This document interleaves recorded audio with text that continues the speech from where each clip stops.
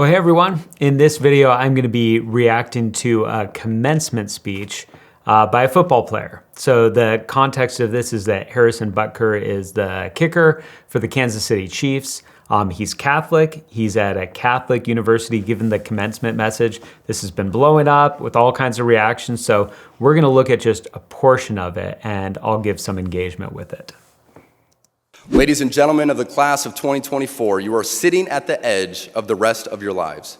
Each of you has the potential to leave a legacy that transcends yourselves and this era of human existence. In the small ways, by living out your vocation, you will ensure that God's church continues and the world is enlightened by your example. So throughout this speech, if you go and look at the whole speech, which is about 20 minutes long, the idea of vocation is probably the main thing that he talks about throughout it. And it's something that if you read sort of some older books, even kind of Protestant Reformation books, this is something that's talked about a lot. And so vocation is more than just your job. So sometimes that's how we use the term, just like, what's the job that I do for 9 to 5? Being a pastor is my vocation. But it's broader than that in terms of calling. And so that's how he's using this term. He's been encouraging the students to live out their vocation, basically to be faithful to what God has called them to do, which will probably include their job, but will include other elements of their serving within the church and within their role within the family.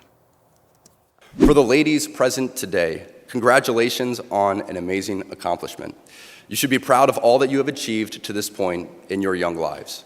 I want to speak directly to you briefly because I think it is you, the women, who have had the most diabolical lies told to you. So this is the part coming up, is the part that got the most press. There's a lot of things that he said that got some press. But first of all, I want to say, I think that what he's saying is true. It's difficult right now. What we're doing with gender in our culture right now is really challenging. And there have been different times that I've paused to think about it, to say, who is this harder for right now? Because I have 3 sons and I really feel for them, and I've tried to talk to them and reinforce that as a young man, this is good. It's good to be a man. It's good you have something good to contribute because of all the talk of toxic masculinity and do we even really need men around? And so it's not an easy time to be a man in our culture. But I do at the end of the day agree with him, where I think it's even more difficult on women in many ways, the different confusion that we have about gender and gender ideology. And even lately, some of the more sort of gender confusion stuff, which started with a lot of times it was men who felt like they were women, has really gone the opposite way. And it's much more common to have women feeling like maybe they're men. So just to one up, I do agree with him that I think women have been more victimized by lies in our culture even than men have during this era. How many of you are sitting here now about to cross this stage and are thinking about all the promotions and titles you are going to get in your career? Some of you may go on to lead successful careers in the world, but I would venture to guess that the majority of you are most excited about your marriage and the children you will bring into this world.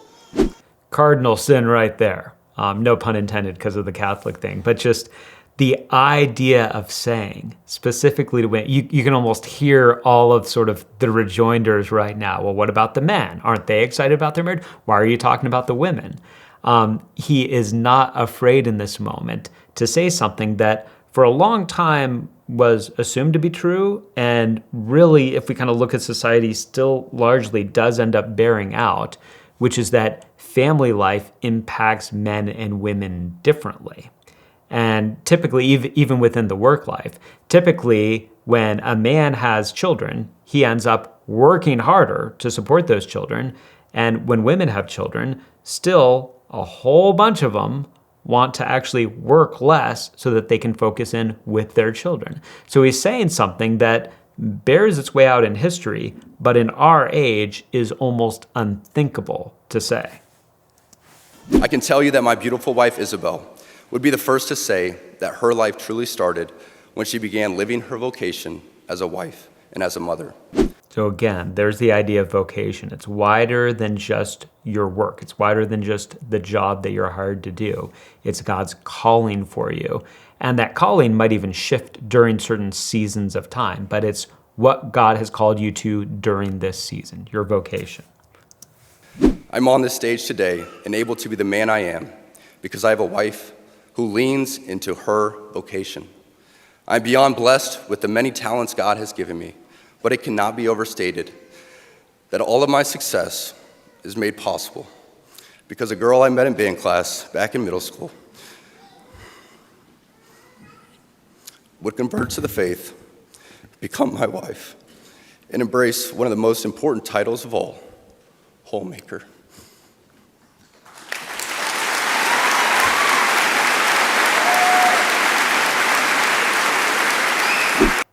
So on this was another one of the ones that really made a headline. In fact, the way that I found out about this speech is that the headline I saw was that he had told women to stay in the kitchen, which obviously he never does, but that was sort of the summation of this idea, that he prized and valued the idea of being a homemaker.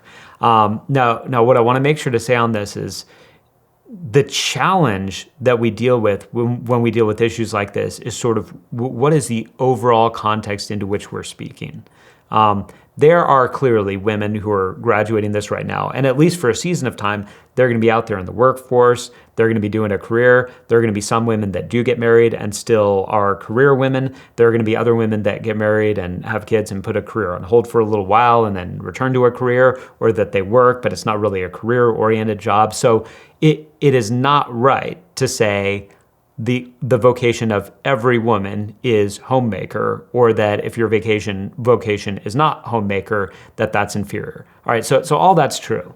And I think that if we were in a context right now where the dominant sort of track for women, the dominant track that almost all women ended up on was that they prized being homemakers, then a statement like this might be like, all right, maybe you need to show the other side. Maybe you need to acknowledge the other side of this. But because we're in a context right now where homemaking is not deeply prized, it's not something that is highly valued in our culture. Because of that, I think that it's that much more appropriate that somebody would be ringing the bell and pointing positive attention to it. So you could look at this and say, what about the other side? I don't know, I would argue, I think the other side has a pretty loud voice. And so there might come a time where that needs to be more readily acknowledged by us, and in a wider discussion, it would be. But I think that there's something valuable about raising the alarm and pointing attention to the great value of women who give themselves to the vocation of homemaking, because it is an incredible gift to children. It's an incredible gift to their husbands. It's an incredible way for a man and a woman to partner together in what they're doing, to look at this and say, we are together looking to build this family with Jesus at the center of it. This is what is significant to us. And so that means that we're going to contribute in different ways to pull together to make sure this all happens. So it's clearly a controversial statement. In the context, I feel like it's a very appropriate and needed statement.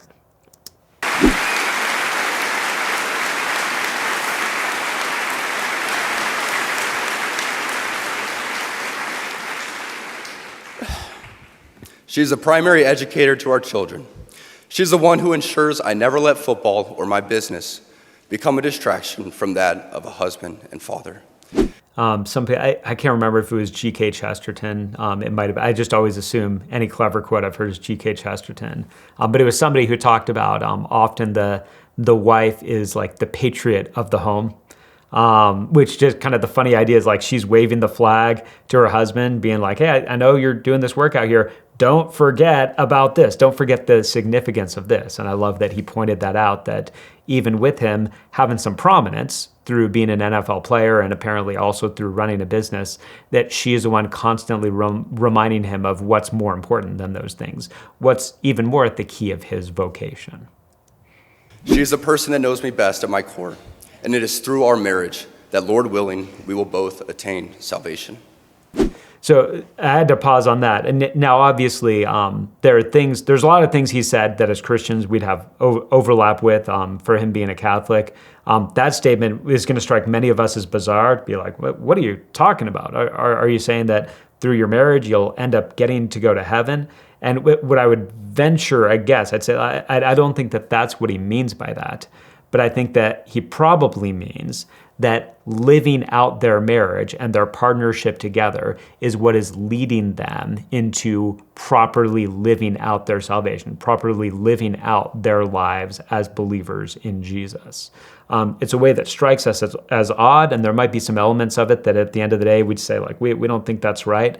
But at the center of what he's saying, I think, is their partnership together is keeping them on the path that God has called them to.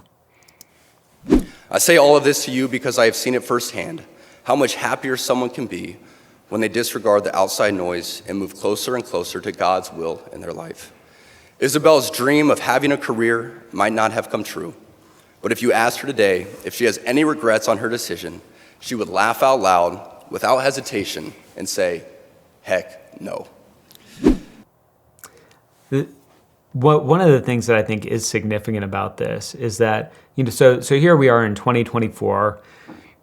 We have different elements of our age right now that make life different than obviously it was at different points in history.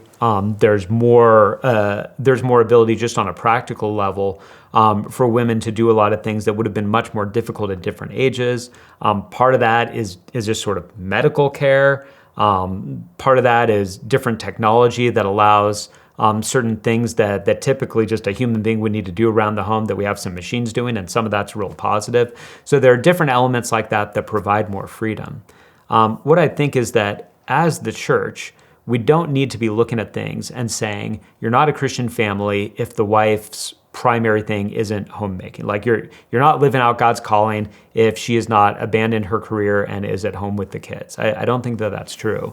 What I do think is that it wouldn't be bad if that was more normalized than it is right now. Certainly that it should not be stigmatized. And this is an odd thing. And I know for women, there's a lot of difficulties because there can be a lot of territorial things surrounding women, where on the one hand, women who are working can feel like second-class citizens because they're not at home with their kids full-time. But then I also know women who are at home with their kids more full-time can feel stigmatized by the women who are working. And especially in our culture and sort of our feminist culture, the idea of like, hey, you're just a mom, you're just a homemaker. What about you? What about your future? What if your husband doesn't come through for you? All those sorts of things. So I do think that within the church, we need to absolutely have room for both. And God is going to call people to do different things with this. But what I do think is that it would be positive if we were leaning in the direction of seeing it as normal and as admirable and even as something that's aspirational. Say, all right, that there's certain cases where maybe you can't quite do this in the way that you want because money is tight and because Southern California and elements like that. But to say that that would be something that would be aspirational, that the mom in this situation could more fully give herself to the homemaking that has such profound value, not only to your immediate family, but to others who are going to experience the hospitality of that stable, functioning home that benefits everybody involved with it.